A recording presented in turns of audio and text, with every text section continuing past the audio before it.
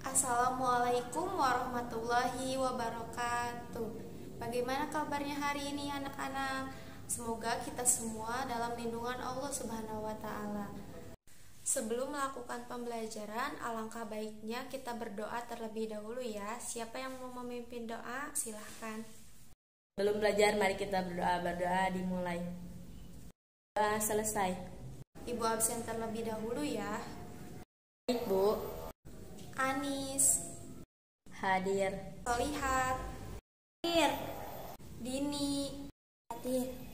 Alhamdulillah hadir semua ya. Silahkan dikeluarkan bukunya. Baik, Bu. Sebelum kita memulai pembelajaran, Ibu akan menayangkan gambar terlebih dahulu ya. Silahkan kalian amati. Sudah? Silahkan, siapa yang mau menjawab? Pada gambar 1 adanya bom yang diledakkan di laut untuk mendapatkan ikan. Sedangkan pada gambar 2 menangkap ikan dengan cara dijaring. Izin menjawab. Pada gambar 1 merusak ekosistem laut. Pada gambar 2 lebih ramah lingkungan. Nah, gambar tadi berkaitan dengan kegiatan pembelajaran kita pada hari ini, yaitu mengenai kelestarian laut. Ibu sampaikan dulu ya tujuan pembelajaran kita pada pagi hari ini. Melalui diskusi tanya jawab, peserta didik dapat menjelaskan komponen biotik dan abiotik dengan benar. Peserta didik dapat menjelaskan konsep interaksi antara makhluk hidup dan lingkungannya dengan benar setelah melakukan diskusi tanya jawab. Yang ketiga, peserta didik mampu menjelaskan konsep tekanan zat dengan benar setelah melakukan diskusi tanya jawab. Yang keempat, peserta didik dapat mengaitkan konsep tekanan zat pada kehidupan sehari-hari dengan benar setelah melakukan diskusi tanya jawab. Yang kelima, melalui pengamatan, siswa dapat mendemonstrasikan hasil pengamatan mengenai tekanan zat cair dengan tepat. Baik, akan Ibu sampaikan mengenai materi pembelajaran kita hari ini. Mohon diperhatikan ya. Nah, di sini ada ekosistem laut. Ekosistem laut merupakan sebuah interaksi antara makhluk hidup dengan lingkungannya yang berada di perairan bahari yang sangat luas dengan kadar garam yang sangat tinggi. Pada ekosistem laut terdapat dua komponen, yaitu ada komponen biotik dan komponen abiotik. Yang pertama ada komponen biotik. Yang komponen biotik ini meliputi alga yang memiliki kemampuan melakukan proses fotosintesis untuk menghasilkan oksigen dan glukosa. Sementara konsumen ditempati oleh hewan invertebrata dan vertebrata. Yang berperan sebagai dekomposer adalah bakteri dan protista yang memiliki fungsi menguraikan organisme yang sudah mati. Nah, yang kedua ada komponen abiotik. Komponen abiotik ini meliputi intensitas cahaya, suhu, kandungan mineral dan garam, oksigen, dan kandungan air. Nah, di ekosistem laut ini terbagi menjadi ada ekosistem pantai, ekosistem laut dalam, ekosistem terumbu karang, dan ekosistem muara. Nah, ekosistem pantai ini wilayahnya dekat dengan daratan dan paling mudah ditemui. Tentu saja kan kalian pernah kan pasti ke pantai. Nah, sedangkan ekosistem laut dalam itu terletak di zona abisal. Sedangkan ekosistem terumbu karang ini daerahnya paling kaya akan beragam biota laut yang ada di dalamnya. Dan yang terakhir ada ekosistem muara. Ekosistem laut ini terletak di daerah pertemuan antara air laut dan juga sungai. Nah, di sini terdapat upaya menjaga kelestarian ekosistem laut. Di sini masyarakat nelayan di Kabupaten Muna memilih kembali kepada kearifan lokal mengenai pengelolaan pesisir dan laut.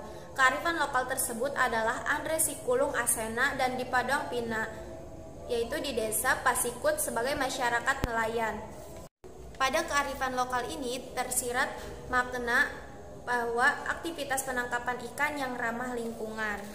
Contoh penangkapan ikan yang ramah lingkungan yaitu dengan menggunakan jaring insang. Pada jaring insang ini, pada bagian atasnya lembaran jaring dilekatkan dengan pelampung dan pada bagian bawah dilekatkan dengan pemberat. Berarti pada jaring insang ini menggunakan dua gaya yang berlawanan, yaitu gaya apung dan gaya ke bawah. Selanjutnya ada tekanan zat cair. Nah, tekanan zat cair ini merupakan tekanan hidrostatis, adalah tekanan yang dihasilkan zat cair berdasarkan kedalaman dan massa jenisnya. Semakin besar massa jenis zat cair, semakin besar pula tekanan yang dihasilkan. Nah, tekanan hidrostatis ini meliputi hukum Archimedes. Menurut Archimedes, benda menjadi lebih ringan bila diukur dalam air daripada di udara, karena di dalam air benda dapat gaya ke atas. Sebagai catatan, gaya apung maksimum adalah gaya apung jika seluruh benda berada di bawah permukaan zat cair. Nah, sampai di sini ada yang mau kalian tanyakan? Saya Bu, izin bertanya, jika terumbu karang di laut habis, apa yang terjadi? Sebelumnya ada yang mau menjawab dulu? Jika terumbu karang di laut habis, maka akan mempengaruhi kehidupan di laut, Bu. Benar ya yang dikatakan Anis tadi, bila tidak ada terumbu karang maka akan mempengaruhi kehidupan di laut, karena terumbu karang juga merupakan tempat tinggal ikan. Nah, Ibu akan menampilkan soal yang bisa kalian jawab untuk meningkatkan pemahaman kalian. Ibu beri waktu 2 menit ya untuk menjawab. Baik, waktunya karena sudah habis. Silahkan yang ingin menjawab. Izin menjawab pertanyaan nomor 1. Bila satu komponen ekosistem berubah, maka keseimbangan ekosistem juga berubah.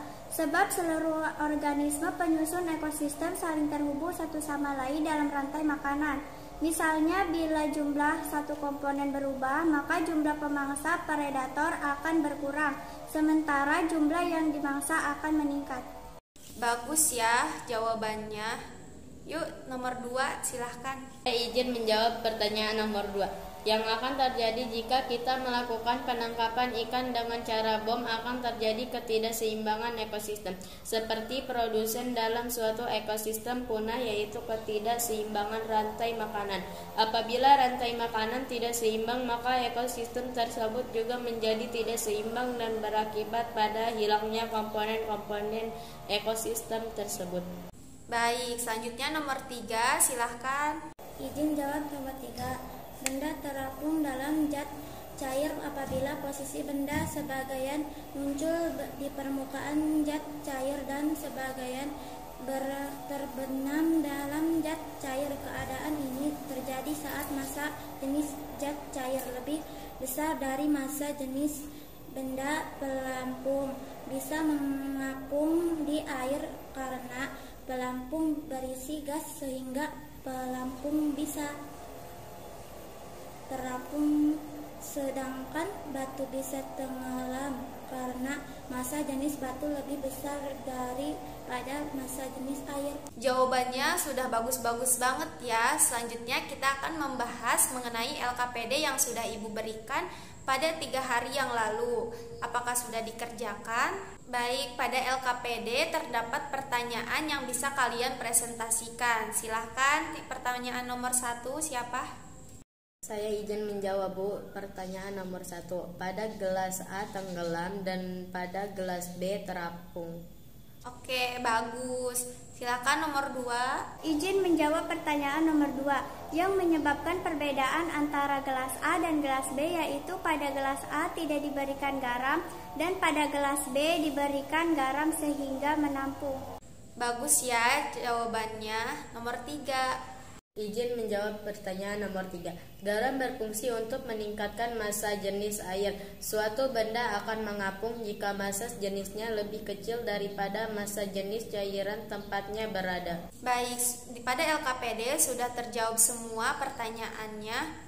Untuk pembelajaran kali ini kalian sangat aktif, semoga bisa dipertahankan ya keaktifannya.